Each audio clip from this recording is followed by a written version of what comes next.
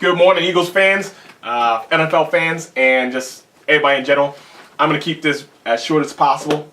I've done a couple takes of this because I have a lot of stuff to say, but I want to do it in a short amount of time so you guys actually watch this and put your opinions out. So, real quick, I think that the Eagles are a team of concern internally because I think we're saying, oh, we want to be long-term, but you see a lot of these people getting signed to one-year deal-ish kind of times. You know, you got the Chris Long, Warmack, Torrey Smith, Alshon Jeffrey, and Jernigan from the Ravens. If we're trying to build for the long term, one-year deals isn't long term, and I want to make sure that I'm looking at the facts of what is, and not just going off of what Harry Roseman or Jeffrey Lurie says. Because to be honest, you can't kind of trust that, because in a business they're going to say whatever is needed to say that looks politically correct. They're not going to throw anybody in the bus, which is actually a good thing, but then they're just going to keep everything vanilla and really just look at the facts, and that will prove to you what the Eagles really are about. So my biggest concern outside of quarterback, which now I think is absolutely solidified, I love Wentz, Foles. I do. I absolutely do. I'm actually a real big Foles fan, so I don't feel bad at all if anything happens to Wentz. But I don't want things to happen to Wentz. I think Wentz will do very well.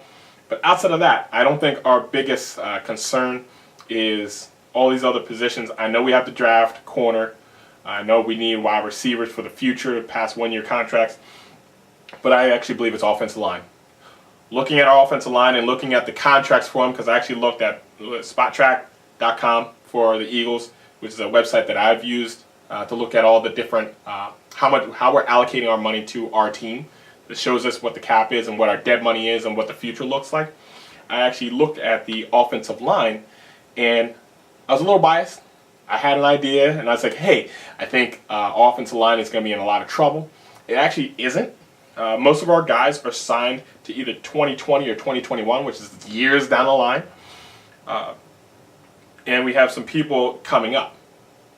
Samalu, Vaitai, Warmack being here now, and knowing that money is going to be freed up next year, I'm understanding a little bit more that we're signing to these one-year deals because we're going to have more money next year, because we have a lot of dead money. We have like $14 million in dead money this year right now, which is horrible. So we can sign these guys to bigger contracts in the future if they do well. So I kind of get that now. But here's my biggest concern. Anytime the Eagles had a great run is because we had great tackles. We had the John Runyon and the Trey Thomas. Okay? I remember that. And what that led to is having mediocre wide receivers. Don't forget about the whole Freddie Mitchell, Todd Pinkston era.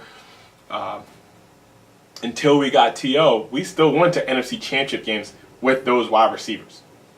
Okay? Which means in order to really look out for the quarterback, you need to have an offensive line that can protect him and that can give him time to throw to whatever caliber wide receivers that you have and give holes to whatever running backs you have. Okay, it makes them look a whole lot better. That being said, Jason Peters is getting old. He's done very great for our team. I'm very grateful to everything he's done for this organization. I want us to find a way to keep him in the organization one way or the other, but you have to be real about what his physical capabilities are as well. And are we holding on to him too long, along with the money that we're paying him? And little side note, if you didn't know, Jason Peters actually went undrafted. So all these people looking for certain things out of the draft, Jason Peters actually was a defensive lineman that tried to turn into tight end that ended up being on the offensive line because he was trying to find playing time. Now he's been to like 9 Pro Bowls. So people that think that they know all sorts of stuff, like most of our guys are 3rd round, 5th round, 6th round draft picks. Now you have 2 first round draft picks, Lane Johnson and Chance Warmack. Okay.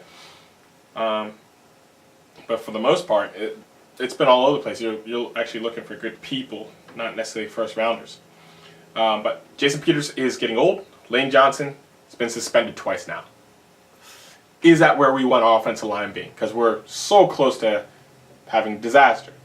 At the same time, we know what our season looked like with Lane Johnson in the lineup and out of the lineup. At the beginning and the end of the season, we looked completely different than in the middle of the season when we had to shuffle the lineup. We cannot afford any type of weak offensive line, and we can't afford any more suspensions by Lane Johnson or any injuries by Jason Peters. That being said, we have Vaitai, which means we need another solid tackle, and potentially move on from Jason Peters, and down the line, depending on what they have in place, from Lane Johnson as well. Oh, we have to be very strict on him, because if he gets suspended again, I think it's like 2 years. So I don't want to see that. So I want to keep this short. I want to give a couple shout outs to Philly 500. Just subscribe to that. Another Eagles fan that gives his opinions. I appreciate that. Desert Eagle always. Always love watching your videos, especially after games. Some of my fans like Josh Dickens. Omar, I saw you out in the park. I was playing Frisbee disc golf at Fairmount Park. Saw you out there. Shout out to you. Appreciate you coming up, and we're speaking a little bit. Looking forward to hearing from you in the future. And then just to my other friends and fans out there, I appreciate all the notes and all the opinions that you give. Hillsborough 34 too.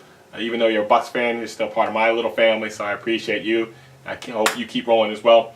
And I'll just look forward to the draft to see more of what the Eagles actually do and not what we say. I'm not crowning us as kings of anything. I want us to do and take steps to win the games, and after we win the whole thing, if that's supposed to happen, that's when all this stuff works out. But still, so far, this is just on paper. That being said, have a great day. Go Birds.